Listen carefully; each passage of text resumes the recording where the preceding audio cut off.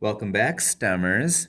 If you are watching this video, then you probably just very recently finished taking the Unit 1 test, and you're now getting ready to take your Unit 2.1 notes. So thanks for joining in. Unit 2 is all about quadratics, and because of that, we want to start by focusing on transformations of quadratics, because that pretty much perfectly relates to what you just did in Unit 1. So in Unit 1, we did transformations, but we did them mostly with absolute value and linear functions. We did a few quadratics, but we wanted to start out with this lesson by just focusing only on the quadratics because we're going to do so much of it over the course of the chapter. So let's begin. You should have your student journal out to page 24, and you're going to notice that you're going to have to match each of these equations with the graph that corresponds with it. My guess is that you may know how to do this already from last unit. So please pause the video, try this exploration, and when you're done, unpause it, and you can see how you did. And go. All right, so you're back. Let's see how you did on this. So A, this is telling me, I see a negative right here. That's telling me that it's reflecting over the x-axis, so it's going down. And it is going, let's see, this is a horizontal shift to the right 2. So I'm looking for something that's over to the right 2 and downward facing. This is downward facing, but it's not to the right 2. This one is. It's to the right 2, and it goes down. So this is D. On this one, we're going to the right 2, and we're going up 2. So for this one, we need one that is to the right 2 and up 2. Right 2, up 2. Very good. So this one will have to be C. All right, so this is doing a flip, a vertical reflection over the x-axis. So we're looking one that's pointing down again. We already did this one, so it's either going to be A or E. And this one goes to the left 2, and it goes down 2. So a flipped one that is to the left 2 and down 2. That's A right there. Okay, for part D, all right, so this is going to do a vertical shrink. So it's going to be half as steep. So it'll be more like this. And it's going to be to the right 2 and down 2. So let's see, right 2, down 2. And it doesn't look quite as steep as the others. So I'm thinking this is right there. So D is F. All right, so this one actually is going to be twice as steep. So this is going to be a vertical stretch. So this one's going to look more like that. And it's going, let's see, forward 2 to the right 2. So this one goes to the forward, to the right 2. It's looking twice as steep. So E is going to be B. And then finally, this one's going to be pointed down. And let's see, this one's pointed down. And it's going to be to the left 2, and it's going to be up 2, because that's what these things do. So flipped, left 2, up 2. Part F, the answer is E. All right, that's a good start. Let's move on to the next page. All right, it says, how do the constraints of A, H, and K affect the graph? So basically, when you put a value here, what does it do to the graph? Well, we know that that is outside of the parentheses, so it's going to affect it vertically. And when we put a number right here, it creates a vertical stretch or shrink. So A will make a vertical stretch or shrink. And I'm going to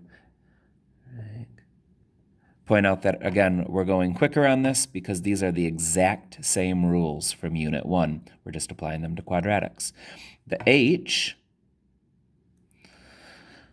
is going to translate it to the right or to the left because anything in the parentheses is a horizontal action. And if we add or subtract something to the end, that translates it. So it's going to translate right or left. And when things are over here, that's outside of the parentheses, so it'll affect it vertically. And when you add or subtract it at the end, that makes it translate up or down. So it translates up or down. Look at us go. Write the equation of the quadratic function whose graph is shown below. Explain your reasoning. Then use a graphing calculator to verify that your equation is correct. All right, so I want to first find the vertex. Hey, by the way, that point on a quadratic where it either bottoms out or tops out, in this case bottoms out, that is called the vertex. We want to know what this coordinate is. It looks like it's the point 1, -2. All right, so a normal quad, and does it seem to go over 1, up 1? Yes, it does go over 1, up 1. So there's been no vertical stretch or shrink. The only thing that's happened is it went to the right 1 and down 2.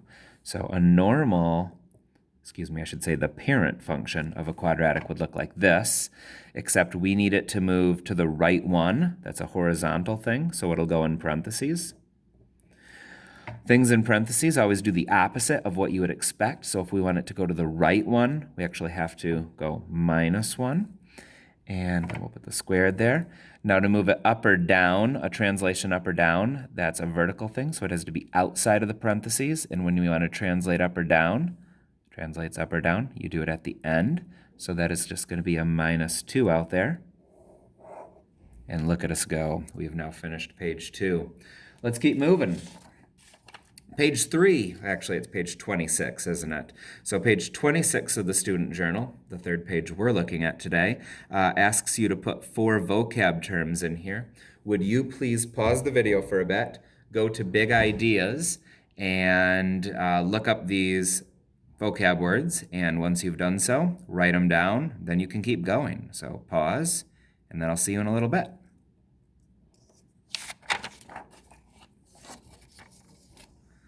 All right, this is going to be our last page that we looked at together. So now we're on page 28. You just wrote down the vocab words. Good job.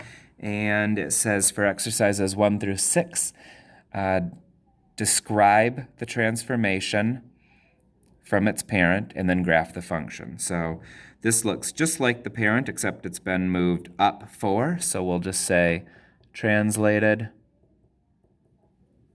up 4. So we need to just make a normal quadratic that's exactly like its parent. It's just 4 higher. So there we go. Over 1, up 1. Look at us go. We just did number 1. Number 2. By the way, you might want to choose to pause the video right now. Try to do these on your own and then unpause it. Or you can just follow along with me. So I'll give you the choice for what you think would help you learn better. Problem number 2. Let's see, this moves it right or left, and it's inside the parentheses, so it does the opposite. So if it's -1, it actually translates it to the right 1. So translated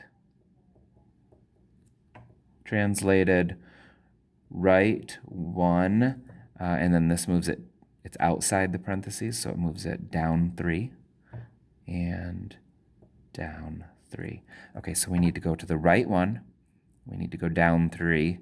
Oh, these are going by 2s, aren't they? So this would actually be moving it over 2. So we want to move it over 1, and then we want to move it down 3. So 1, 2, 3. So it'll be right there. And then we go over 1, up 1. Okay, very good. Look at us go. All right, we finished number 2. All right, on to number 3. So this is outside of the parentheses, so it affects things vertically, and a minus sign, a negative sign, will make it flip, or a reflection. So this will be a vertical reflection, which means it'll reflect it over the x-axis. So instead of going up, it's going to go down. The other thing is it's going to be moved horizontally. It's going to be, I should write that, it's going to be reflected over the x-axis. That creates a vertical flip. That's this one. And then this, when we add or subtract something in the parentheses, that translates it right or left. It does the opposite, so it's going to be actually backwards 9. So it's going to translate left 9. All right, so we need to go left 9. So it's going 3, 6, going by 3s, isn't it? And then instead of going up, it's going to go down. So let's see, over 1, down 1. We'll just do our best on that. There we go. All right, we did it. Okay, on to number 4. So this looks exactly like the parent, except it's been moved down 7. So we're going to go down, so translated.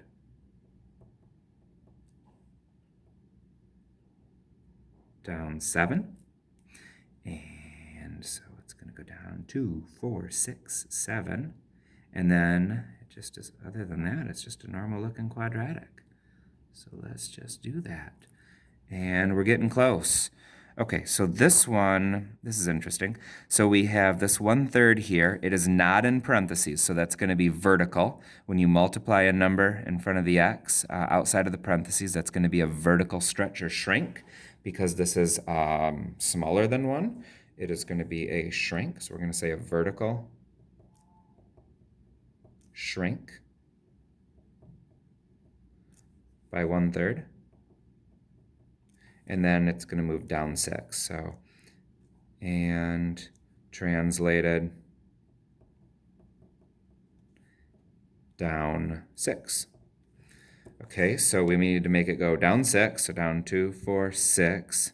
And then 1/3 means it's going to be, instead of going, rise over run, so instead of going, we're going to go up 1/3 to get the next point. So we're going to go up 1/3. That's going to make it wider, won't it? So the vertical shrink of 1/3 is what made it wider, and the translation, the -6, made it go down. We have 1 left. Okay, so this one has a negative, but it's inside of the parentheses, which means it's going to reflect it over the y-axis. So that's going to be a horizontal reflection. So a reflection over the y-axis. And then the 4 being multiplied, that's going to be a horizontal stretch or shrink. And remember, things that happen inside the parentheses do the opposite of what you would expect. So if it's a 4, it's actually going to be make it be 1/4. So instead of being a horizontal stretch, this is actually going to be a horizontal shrink. So it's going to be a horizontal shrink of 1/4. Okay, so we need, now here's what I want to point out. If we, for example, if you just start out with a normal parent function, if we reflect it over the y-axis, it means this point's going to go right here, and it means this point's going to go right here. So it is going to flip, but it's going to look like exactly the same, isn't it? So we're really going to kind of ignore this reflection over the y-axis because it's just going to like flip right back onto itself. So what we really need to do is make it have a horizontal shrink of 1/4. So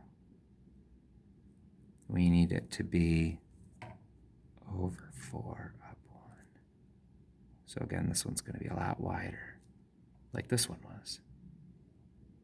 All right, number 7, we're getting there. This is going to be the last one, and then we're done with these notes. Okay, consider the function -10, parentheses x minus 5 squared plus 7. Describe the transformation of the parent function, then identify the vertex. Okay, so the negative out in front is a reflection over the, all right, think about what axis that'll be. Hopefully you said the x-axis. All right, this right here is outside of the parentheses, so that will affect things vertically, and it is going to be a vertical stretch. So it's going to be a vertical stretch by 10. Basically, it's going to get stretched 10 times higher. And then this right here this is inside the parentheses, so it'll be horizontal, and things inside the parentheses do the opposite. So it looks like it would go backwards 5, but it's actually going to go to the right 5. So it's going to translate it So it's going to be translated to the right 5, and this is going to be a vertical, so that's going to make it go up 7. So where is the vertex? Again, that means where is that point where it bottoms out or tops out. So this right here helps us with where that vertex goes. It would normally be at 0, 0, but now it's going to be at 5, 7, because it went to the right 5 and it went up 7. So the vertex is 5, 7. Again, this was a review lesson, but I think it's good because we're going to be doing so much with quadratics to really focus in on the stuff we already know about quadratics before we move on to new things. So when you finish these notes, you can log into Big Ideas. I'm going to try to create a little shorter homework than normal since this is mostly review. So get to that, finish the homework, and we'll work into new ground with quadratics in the next class. So thanks for following along, and good luck.